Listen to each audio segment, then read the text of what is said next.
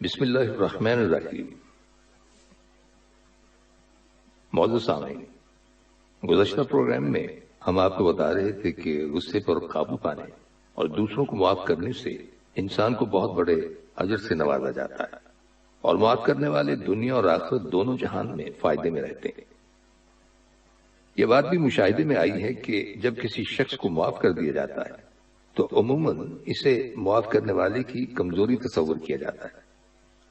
اس ضمن میں اگر کسی کو مسلسل اس دباؤ میں ڈالا جائے کہ یہ کمزوری ہی ہے اور دوسرا شخص دلیر ہوتا جائے تو اس صورت میں ہمارا رویہ کیا ہونا چاہیے؟ تو اس سلسلے میں عرض کیا ہے کہ ہمیں اپنے فیصلوں کا اختیار دوسروں کو نہیں دینا چاہیے کہ دوسرے ہمارے لیے فیصلہ کریں کہ ہم کوئی اچھا کام کریں یا نہ کریں۔ جس چیز کو ہم درست سمجھتے ہیں، برحق سمجھتے ہیں اور اپنی دنیا اور آخرت کے لیے مفید جانتے ہیں، اسے کسی کے دباؤ کو قبول کیے بغیر کر گزرنا چاہیے۔ اور وقتی طور پر ہمیں یہ محسوس ہو بھی کہ شاید ہم نے درست فیصلہ نہیں کیا، لیکن انجام کا آپ کو اندازہ ہو جائے گا کہ فائدہ اسی شخص کو ہوگا جو اعلیٰ اخلاق اور کردار کا مالک ہوگا، اور وقت کے ساتھ ساتھ یہ بات بھی ثابت ہو جاتی ہے۔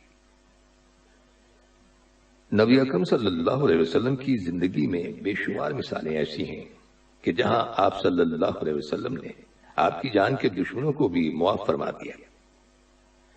مثلاً وہ واقعہ بھی آپ نے پڑھا ہوگا کہ جب نبی اکرم صلی اللہ علیہ وسلم ایک درخت کے سائے میں آرام فرما رہے تھے اور آپ صلی اللہ علیہ وسلم کی تلوار درخت کے ساتھ لٹک رہی تھی، اس وقت ایک شخص وہاں آیا اور اس نے نبی اکرم صلی اللہ علیہ وسلم کی تلوار اتاری اور نبی صلی اللہ علیہ وسلم کو للکار کے کہنے لگا، اے محمد، بتاؤ تمہیں میرے ہاتھ سے کون بچا سکتا ہے؟ آپ صلی اللہ علیہ وسلم نے فرمایا، میرا اللہ۔ یہ کہنا تھا کہ وہ شخص کانپنے لگا اور تلوار اس کے ہاتھ سے گر گئی۔ آپ صلی اللہ علیہ وسلم نے تلوار اٹھا لی۔ آپ کے پاس اس وقت طاقت تھی، اختیار تھا، آپ چاہتے تو اس شخص کا خاتمہ کر دیتے، لیکن آپ صلی اللہ علیہ وسلم نے اسے معاف کر دیا، اور وہ شخص آپ کے اخلاق سے اس قدر متاثر ہوا کہ اس نے اسلام قبول کر لیا۔ اس طرح کی بے شمار مثالیں ہیں جن سے ہمیں پتہ چلتا ہے کہ معاف کرنے میں کمزوری نہیں، معاف کرنا بہت بڑے اخلاق اور بہت بڑی طاقت رکھنے والے شخص کا کام ہے، اور یہ سعادت ہر کسی کو نصیب نہیں ہوتی۔ یاد رکھیے کہ جو لوگ خود معاف نہیں کرتے وہی دوسروں کو مشورے دیتے ہیں کہ وہ بھی معاف نہ کریں بلکہ بدلہ لیں۔ معاف کرنے سے تو انسان کا اپنا ہی فائدہ ہے، اس کے دل کا بوجھ ہلکا ہو جاتا ہے، ایک خاص قسم کا سکون اور اطمینان نصیب ہوتا ہے جسے انسان اپنے دل میں میل اور بغض اور دوسروں کے لیے حسد اور برے جذبات رکھ کر کبھی بھی حاصل نہیں کر سکتا۔ آج کے اس زمانے میں جتنے بھی ڈپریشن، غم اور دکھ ہیں، ان کا علاج دوسروں کو معاف کرنے میں ہے، اور انسان یہ سوچ کر معاف کر سکتا ہے کہ مجھ سے بھی تو غلطی ہو جاتی ہے۔ یاد رکھیے کہ غصے کے انتہائی خطرناک نتائج برآمد ہوتے ہیں اور بعد میں انسان کو پچھتانا ہی پڑتا ہے۔ اسی لیے کہا گیا ہے کہ غصے کی حالت میں آپ کھڑے ہوں تو بیٹھ جائیں، بیٹھے ہوں تو لیٹ جائیں، پانی پئیں یا پھر اس جگہ سے دور ہو جائیں۔ آپ نے دیکھا ہوگا کہ کچھ لوگوں کو ذرا ذرا سی بات پر اچانک غصہ آ جاتا ہے۔ اب کچھ لوگ ایسے ہیں جنہیں غصہ آتا ہے اور انہیں اندازہ ہوتا ہے کہ وہ غصے میں ہیں، لیکن کچھ لوگ ایسے ہوتے ہیں جنہیں احساس ہی نہیں ہوتا کہ وہ غصے میں ہیں، اور پھر غصے پر کنٹرول کرنا ان کے بس میں نہیں ہوتا، اور نتیجتاً ناخوشگوار حالات اور واقعات جنم لیتے ہیں۔ یہ بات بھی مشاہدے میں آئی ہے کہ بیکار لوگوں کو غصہ زیادہ آتا ہے، وہ بلا وجہ دوسروں سے الجھنے کی کوشش کرتے ہیں، بات بات پر بگڑ جانا ان کی عادت بن جاتی ہے۔ تو اس سے بچنے کے لیے ضروری ہے کہ انسان خود کو مصروف رکھے، کرنے کے لیے کام ہونا چاہیے، اور ایسا کام ہونا چاہیے جس کے لیے آپ جواب دیں۔ غصے کی حالت کو حرام کہا گیا ہے کیونکہ غصے کی حالت میں انسان ایسے فیصلے کر بیٹھتا ہے جن کا انجام انتہائی خطرناک ہوتا ہے۔ اس لیے ضروری ہے کہ جب غصہ آئے تو اس پر قابو پانے کی کوشش کی جائے، اور جس پر غصہ آیا ہے اسے معاف کر دیا جائے۔ کبھی کبھی یہ دیکھ کر بہت دکھ ہوتا ہے کہ آج کے اس دور میں اچھے اعمال کرنے والے لوگ بہت کم ہیں، اور وہ ہیں خوش اخلاقی، محبت، درگزر اور معاف کر دینا۔ قیامت کے روز جب ترازو میں انسان کے اعمال تولے جائیں گے تو دائیں اور بائیں پلڑوں میں اچھے اور برے اعمال کا وزن ہو رہا ہوگا۔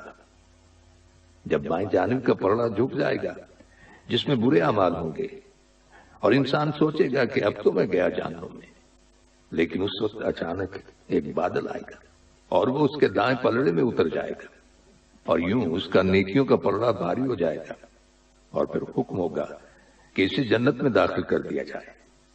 اس پر انسان فرشتے سے پوچھے گا کہ یہ کیا چیز تھی جس نے میرے نیکی کے پلڑے کو وزنی کر دیا؟ تو فرشتہ جواب دے گا، یہ تیرے اچھے اخلاق ہیں، تو لوگوں کے ساتھ اچھا برتاؤ کیا کرتا تھا، لوگوں کو معاف کر دیا کرتا تھا، یہ اللہ کی طرف سے اس کا بدلہ ہے۔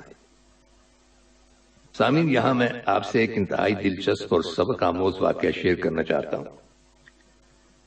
جنوبی افریقہ کے عظیم لیڈر آن جہانی نیلسن منڈیلا کے بارے میں آپ جانتے ہوں گے کہ وہ کئی سال تک قید میں رہے، اور انقلاب کے بعد جب اپنے ملک کے صدر بنے تو ایک روز وہ کھانے کے لیے اپنے ساتھیوں کے ہمراہ ایک ریسٹورنٹ میں گئے، جہاں ان کی نظر ایک شخص پر پڑی۔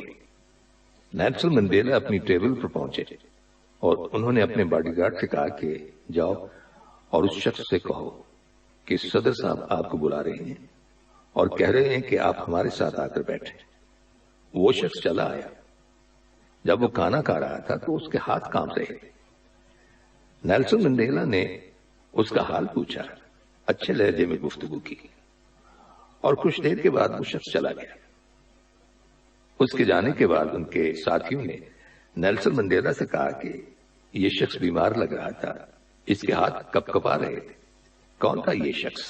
کیا آپ اسے جانتے ہیں؟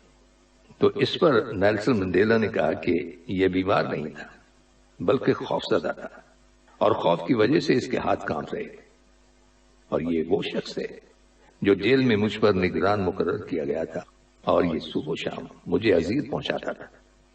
میں چاہتا تو آج اس سے بدلہ لے سکتا تھا، لیکن میں نے اسے معاف کر دیا ہے۔ اس وقت نیلسن منڈیلا نے ایک تاریخی جملہ کہا تھا کہ کمزور شخصیت کے لوگ معاف کرنے میں تاخیر سے کام لیتے ہیں، جبکہ مضبوط کردار کے لوگ معاف کرنے میں دیر نہیں کرتے۔ یاد رکھیے کہ اس دنیا میں انسان دو عمل ایسے کرتا ہے کہ جن کے اجر عظیم کے بارے میں اندازہ نہیں لگایا جا سکتا۔ ایک ہے معاف کرنا اور دوسرا ہے انصاف کرنا۔ حضرت علی رضی اللہ تعالیٰ عنہ کا قول ہے، طاقت رکھتے ہوئے بھی اپنے دشمن کو معاف کر دینا دنیا کا سب سے مشکل کام ہے، لیکن یہ ایک عظیم نیکی ہے۔ کسی نے کیا خوب کہا ہے کہ معاف کرنے کا مطلب اپنے مخالف کو گلے لگا کر اسے دوستی کرنا نہیں ہوگا، بلکہ یہ اپنے دل کے ساتھ ایک عہد کرنا ہوتا ہے کہ جو اذیت میرے مخالف نے مجھے دی ہے میں اسی قسم کی اذیت اسے نہیں دوں گا۔ یاد رکھیے کہ ایسا ظرف رکھنے والوں کو دنیا میں عزت، عظمت اور طاقت نصیب ہوتی ہے۔ اللہ سبحانہ تعالیٰ کے نزدیک بہترین انسان وہ ہے جس کا وجود دوسروں کے لیے فائدہ مند ہو۔ اللہ تعالیٰ ہمیں لوگوں میں آسانیاں تقسیم کرنے کی سعادت عطا فرمائے۔ سامعین، ان کلمات کے ساتھ ہی ہمارے آج کے پروگرام کا وقت بھی اب ختم ہوتا ہے، اس دعا کے ساتھ کہ اللہ تعالیٰ ہم سب کو صراط مستقیم پر چلنے کی توفیق عطا فرمائے، آمین۔ آئندہ